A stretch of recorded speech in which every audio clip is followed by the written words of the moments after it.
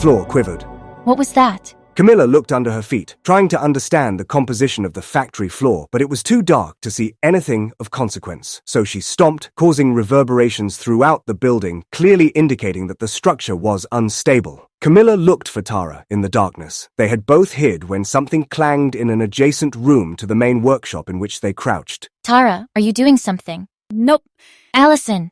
Allison, are you shaking the floor? I'm not doing anything, Camilla. You're the one stomping around like an overactive notary public. And be quiet. Shh. A rip of damp wood came from the wall of the factory floor, exactly where Allison had been smooshing herself against the room. She had lunged farther than Camilla and Tara, landing next to the doorway to the clangy room. Uh-oh. The building's infrastructure rumbled, crescendoing into a roar as a section of the floor gave way, plummeting to the basement. Dust and debris filled the air in a plume, stinging Camilla's eyes and lungs with musty particles. Allison! A pair of pesky raccoons ran out of the adjacent room. With a swift jump, they leapt over the massive hole and scurried out an open door to the right. That door was open the whole time. I totally didn't see that before. Camilla cautiously but urgently eased up to the edge of the hole, hoping the floor would support her weight. It sagged and threatened to give way, but held. The heavy factory equipment tilted toward the opening like space debris caught in a black hole's deep gravitational well. It creaked and moaned as Camilla knelt. You better not get any closer, Camilla. But Allison is down there. Allison, are you all right? Allison didn't respond. Silence fell on the factory, even quieter than it had been before the collapse. Then Camilla noticed something, or really, she noticed the lack of something. The trucks, they're not making any noise. The militia must have heard that boom. Crab apples. They're probably coming to check this out. We should leave. But Allison is down there. We're not any help to her if we're caught. The marauding militia, while harmless in many ways, was bound to be miffed that a trio of disrespectful civvies was prowling around their super-secret hideout, and if a group of moronic anti-establishment pseudo-militants who believed themselves to be infralaw found 3 intruders in their space, then they would probably cause a bad scene. This could be a bad scene if those morons with guns find us here. Morons, guns, I see what you mean. Allison, stay down there and be quiet. Again, Allison didn't respond. Voices came from the open door, and they didn't sound like raccoon voices. If they were raccoons, they would have sounded cute, and possibly a bit cunning. These voices sounded like people who thought they should be in charge. They repeated each other's rudimentary observations of the current situation without contributing anything useful besides a continuous flow of syllables and consonants. Soon, beams of flashlights announced the imminent approach of the militia's investigatory team. Shoot, we didn't go when we had the chance. We just stood here. Speak for yourself. Camilla broke into a sprint away from the approaching militia. She tripped over something in the darkness and slid on her belly directly into the entrance hallway, exactly where she was headed. What was that loud sound in here? I don't even know. What was that sound? It was in here. I really don't know what that sound was. Yeah, it was in here. What was it? I don't even know. It could have been anything. It could have been anything. I wonder what that sound was. Let's look inside. The militia appeared in the open doorway, lighting up the place with their overpowered flashlights. They moved in formation with beams shining in all directions, as if the factory was a hostile environment and they were the elite task force charged with clearing and executing. Baldur, Eugenio, stay tight to me. The rest of you, fan out. Roger, boss. Come on, Eugenio, stay tight. Camilla quickly slid to the side of the entrance hallway, staying low and keeping under the militia's tight beams. She scanned the room, looking for Tara, and found her slowly pulling an equipment cover over her head. In moments, she was completely hidden.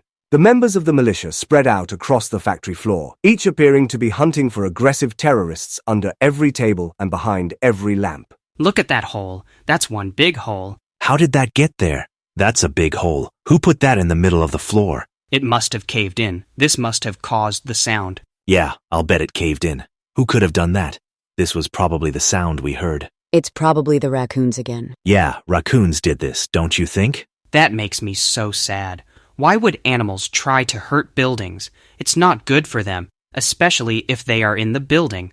Don't they know that, Baldur? They don't know what's good for them, Eugenio. That's why they made this hole. They don't know what they're doing half the time. They're wild animals. They don't know what they're doing. Poor guys. I wonder why they made this hole. Raccoons are always doing stuff. They must have caused this cave-in. Oh, Baldur, I was being sarcastic. It wasn't raccoons. This building is old.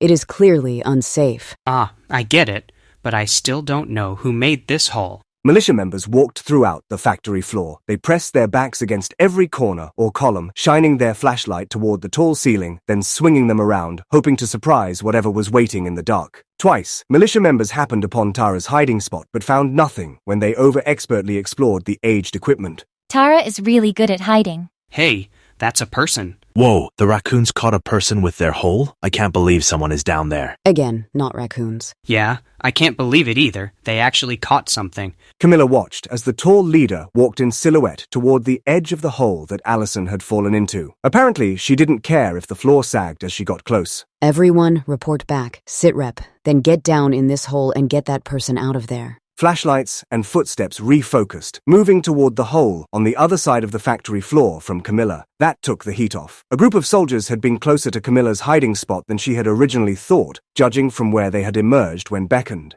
But that was something to think about later, because at that moment she decided to yelp. Something had grabbed her leg and had started pulling her deeper into the hallway across the dusty floor. All beams immediately swung back toward her direction. She rolled into the corner of the hallway, oddly corkscrewing toward the building's entrance. Let's get out of here. Camilla realized that Tara had grabbed her leg. That was a relief. Camilla wondered for a moment how Tara had gotten behind her. Then, in one fluid motion, Tara leapt to her feet and sprinted for the door, pulling Camilla in her wake. They slid through the open front door, then tackled the parking lot, hurtling over medians and curbs like toads on ice, the heat in their heels dissipating only after clearing the wide-open entrance gate. The road outside the gate was quiet, except for their labored panting as they came to rest. Tara grabbed Camilla by the shoulder. Hang on, Camilla. Take a look back there. Tara pointed toward the factory. Flashlights frantically shone this way and that inside the building. They didn't follow us? I'm not sure they knew we were there.